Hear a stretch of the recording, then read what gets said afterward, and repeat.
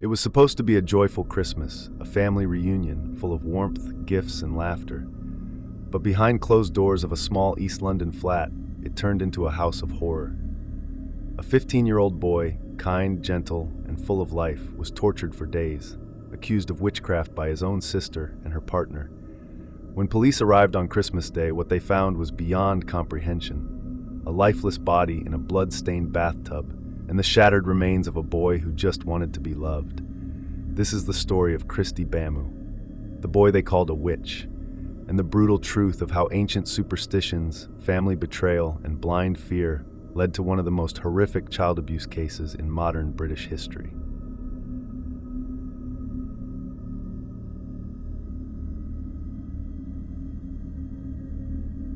Kristy Bamu was born into a large and lively family of Congolese descent. The Bamus were originally from the Democratic Republic of Congo and had relocated to Paris, France, in search of stability, education, and opportunity. Like many immigrant families, they carried with them a blend of traditional African values and modern European ideals, some of which clashed in dangerous ways. Kristy's parents, Pierre and Jacqueline Bamu, were hardworking and religious. Pierre worked as a laborer, while Jacqueline took care of the children and occasionally cleaned homes. Their Christian faith was strong, but like many Congolese households, there were lingering beliefs in traditional spirituality, including fears of kindoki, a form of witchcraft believed to cause misfortune or illness. Together, Pierre and Jacqueline had 8 children, and Kristy was the 5th of them. Magalie Bamu, 28 years old at the time of the incident. The eldest daughter, independent, had moved to London several years earlier for school and later settled down with her boyfriend Eric. She kept some distance from the rest of the family and had grown increasingly private and isolated under Eric's influence. A fait un bon choix. Donc, pour rendre l'ascenseur à ma fille, j'accepte Eric qu'il rentre dans notre famille.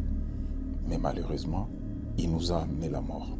Kelly Bamu, 20 years old. Kristy's older sister, protective and maternal, very close to him. She would later serve as a key witness in the trial, reliving the horror she and her siblings endured. Fabien Bamu, 13 years old, younger brother to Kristy. Bright and observant, he too was subjected to Eric's wrath during the visit. Yannick Bamu, 11 years old, the youngest of the siblings who traveled to London. Innocent and frightened, he barely survived the ordeal. Kristy Bamu, 15 years old, the gentle middle child. Respectful, soft-spoken, eager to please. Never got into trouble and had no history of behavioral issues.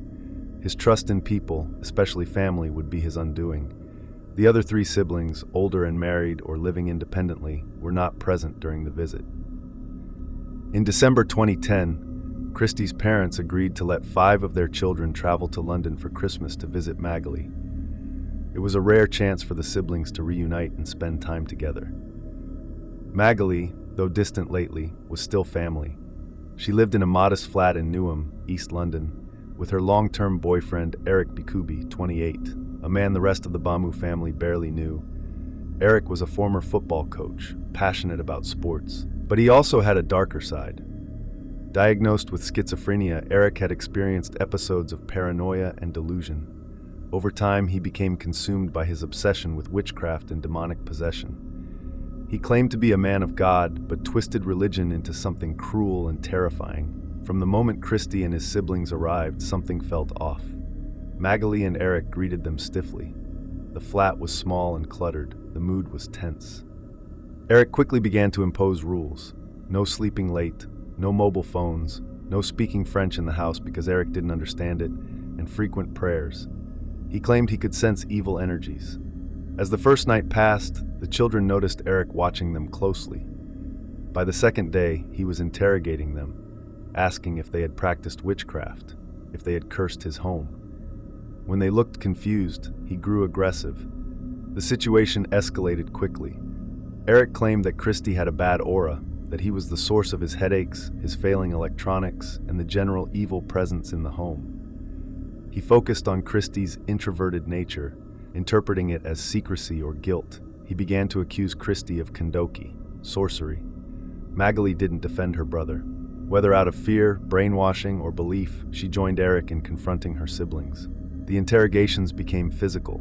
Kristy was slapped, kicked, and beaten. They were denied food. Kristy's siblings, Kelly, Fabien, and Yannick, begged Eric to stop, but were silenced with threats and blows. Eric demanded confessions. Under duress, the younger children began to falsely admit to practicing witchcraft, thinking it might save them. But Kristy, trying to protect them and himself, refused to confess.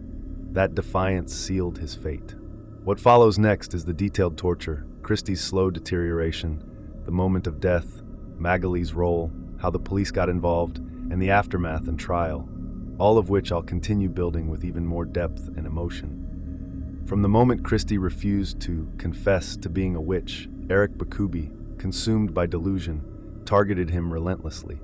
Eric believed Kristy had brought malevolent spirits into his home, infecting his mind, his life, and even the body of Magalie. He declared Kristy a vessel of evil and claimed that only extreme purification could drive the spirits out. In reality, Kristy was a quiet, sweet-natured teenager, more comfortable watching football or listening to music than confronting anyone. He had no defense against Eric's madness. He didn't yell, he didn't fight back, he didn't know how. Eric locked the children in a bedroom. There were no phones, no outside contact. The curtains were drawn. Kristy and his siblings were not allowed to sleep, bathe, or use the bathroom freely. They were kept hungry and tired to weaken their resistance. Magalie, once Kristy's protector, became his tormentor. She withheld food, ridiculed him, and slapped him alongside Eric. Whether she truly believed her brother was evil or had simply submitted to Eric's dominance remains a painful, open question. Kristy's siblings, especially Kelly, the 20-year-old, pleaded for him. They begged Magalie to intervene, but she ignored them, and so the violence escalated. For 4 days, Kristy was subjected to a campaign of sadistic violence. Every time he denied being a witch, Eric took it as further proof of guilt. He was beaten with a metal bar until his bones cracked, smashed in the mouth with pliers, destroying several teeth, slapped, kicked, and punched across the face and torso, hit with ceramic tiles that shattered on his skin, cut and twisted with pliers, including on his ears and fingers, forced to kneel on the floor for hours at a time in prayer, denied food and water, slowly dehydrating. Kristy eventually became so disoriented, weak, and battered that he could no longer stand. He collapsed multiple times trying to crawl to the bathroom. His body was covered in over 100 injuries, many of them deep and untreated. He was urinating blood. His genitals were swollen and mutilated from repeated kicks. In the rare moments he could speak, Kristy begged for forgiveness, even though he had done nothing wrong. Desperate and broken, he eventually gave Eric what he wanted. He confessed. But by then, it didn't matter. Eric and Magalie believed the demons had fully taken hold. On the morning of Christmas Day 2010, Eric forced Kristy into a bathtub filled with cold water. He claimed it was to purify him, a final exorcism ritual to cleanse his spirit.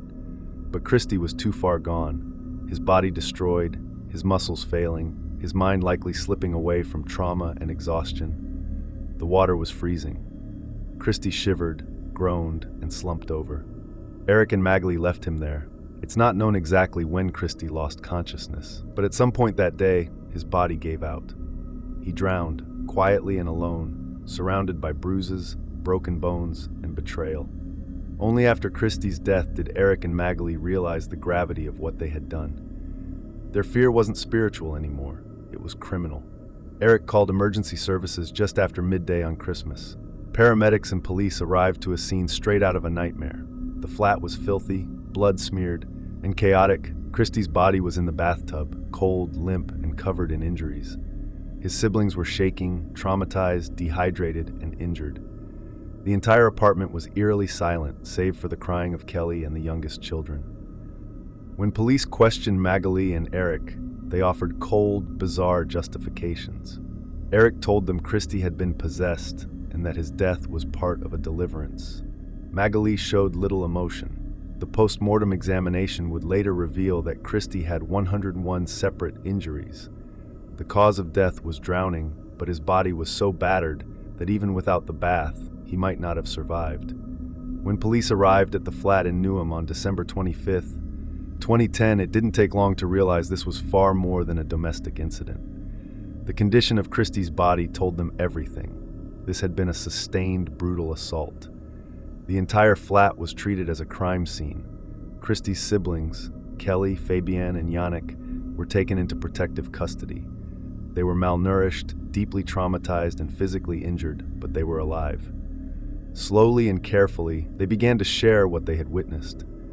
What they described was torture. Days of it, delusions, screaming, beatings, Eric's manic rants about demons and Kendoki, Magalie's cold silence, Kristy's desperate cries. As detectives listened, they realized the case was more than child abuse. It was murder, driven by a belief in witchcraft, right in the heart of a modern European city. Eric Bikubi and Magalie Bamu were arrested at the scene and charged with murder, child cruelty, and false imprisonment. In early 2012, the case of Kristy Bamu's murder went to trial at the Old Bailey in London. The nation was gripped. The press labeled it the witchcraft killing. The public struggled to understand how such a thing could happen in 21st century Britain. Eric Bikubi pled not guilty to murder on grounds of diminished responsibility. His defense claimed he suffered from paranoid schizophrenia, made worse by his obsession with spiritual possession. He admitted to believing Kristy was a witch, but claimed he didn't intend to kill him. Magalie Bamu, Kristy's own sister, tried to distance herself. She claimed that Eric had dominated her, that she was afraid of him, and that she had not been the main aggressor, but the evidence said otherwise. Witnesses, including Kelly Bamu, Kristy's brave older sister, testified that Magalie had actively participated in the abuse. She slapped Kristy, denied him water, watched as he was tortured, and never called for help. Kristy had reportedly begged Magalie in his final hours. "Please help me," he said. "I am dying." She did nothing. Kristy's body had over 100 injuries, several teeth were missing, his ears were ripped, his genitals were swollen and damaged, he had internal bleeding, and the cause of death is drowning, preceded by massive physical trauma. The jury was shown photographs of Kristy's injuries. One juror reportedly wept. The presiding judge, Judge David Paget, called the acts a prolonged attack of unspeakable savagery. On March 5, 2012, both Eric Bikubi and Magalie Bamu were found guilty of murder. Eric Bikubi was sentenced to life imprisonment, with a minimum term of 30 years before parole could even be considered. Magalie Bamu was also sentenced to life imprisonment, with a minimum of 25 years. The judge rejected Magalie's defense that she was merely a bystander. He said, "You joined in. You knew Kristy was in danger, and you did nothing. Your betrayal of your own brother was total." In court, neither of them showed much emotion. Kristy's parents, Pierre and Jacqueline Bamu, were devastated. They had trusted Magalie. They had believed their children would be safe. They had sent them to London for a Christmas celebration and received back a coffin.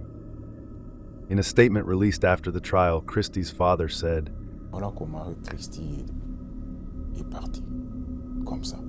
Quelqu'un qui devait aller en Angleterre, passer des fêtes, des nouvel an à tout le monde. L'autre, il décide de les tuer. Et il me revient ici dans une boîte. C'est traumatisant pour moi en tant que parent, ma femme et moi. Et même les autres enfants qui ont assisté à ça. C'est traumatisant. Kristy was buried quietly in France. His surviving siblings began long-term trauma counseling. The family dissolved in grief. Death exposed a dark and hidden undercurrent, the continued belief in witchcraft and spirit possession among some African diaspora communities in the UK and Europe. In particular, within some Pentecostal churches from Congo, Angola, and Nigeria, the belief in Kendoki, or child witches, remains dangerously present. Following Kristy's murder, child protection organizations, including the NSPCC and Africans Unite Against Child Abuse, AFRUCA, called for urgent education and reform. Churches that promote exorcisms or encourage belief in witch children were scrutinized.